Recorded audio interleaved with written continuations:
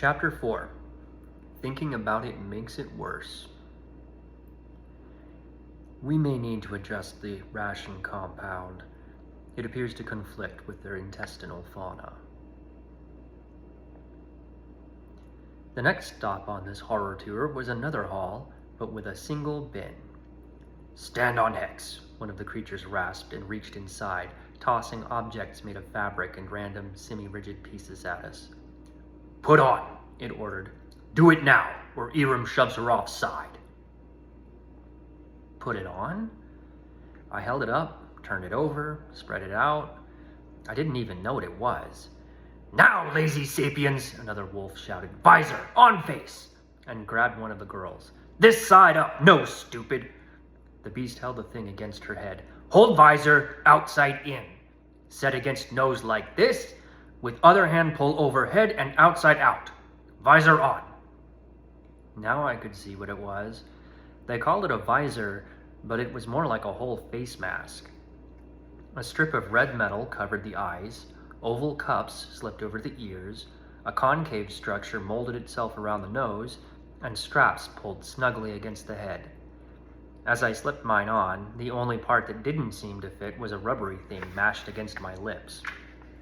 "Taste tab, in mouth," another trainer barked directly in my ears, amplified through the headphones. "Bite it. Now watch dots. Subject hand without explanation, yes?" Dots? What dots? My vision brightened to white, and 3 little green dots appeared and sharpened into perfect razor focus. Then they disappeared and reappeared somewhere else. The next several minutes were oddly relaxing. The jumpsuit was crazy soft and comfortable, and the so-called visor shut out the sight, sound, and everything else. Insane shouting dog people disappeared from existence. My heart rate gradually slowed, and everything was about those dots. I watched them show up in different places, different sizes, colors, in different patterns, fading in, then vanishing in a blink. It was sort of hypnotizing. And then a tiny random thought flicked in my mind. Where was my phone? I'd left it in my bag. Coach Donna had it, but I'd lost her, so I'd lost the phone too. My messages, my pics, my connection to Mom and Em and Donna and emergency people. How would I tell Mom I lost my phone if I didn't have my phone? And would I call the police about this situation or the fire department? Dots, shapes, movement. Wait, would that conversation happen? Something big had happened, something huge. That's why I was here.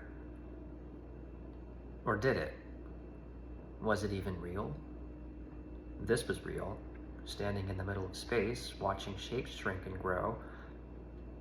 Or maybe part of the dream. Where was I? Was I okay? Everything went black. When you hear a tone, an unexpected mechanical voice hollered in my ears, "Please bite your taste tab. Thank you." It wasn't all that loud, really. I had gotten used to the cozy silence of those noise-canceling earmuffs. Everything was dead still for a while, then the ghost of a ringing sound. First I thought it was my imagination, because of the mention of a tone, but it gradually got louder, so I bit. The sound stopped, and a few seconds later another started. There were different sounds, spaced at different intervals, in different ears. I bit any time I even thought I heard something. The process was a little more interactive than focusing on shapes. I let it distract me.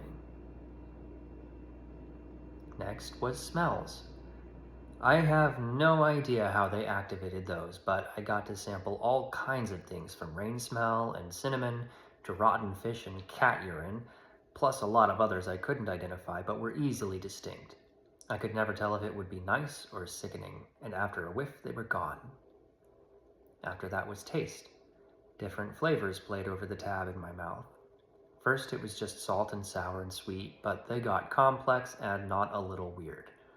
My saliva glands went crazy. I was swallowing spit every 3 seconds, and the whole thing was basically overrated.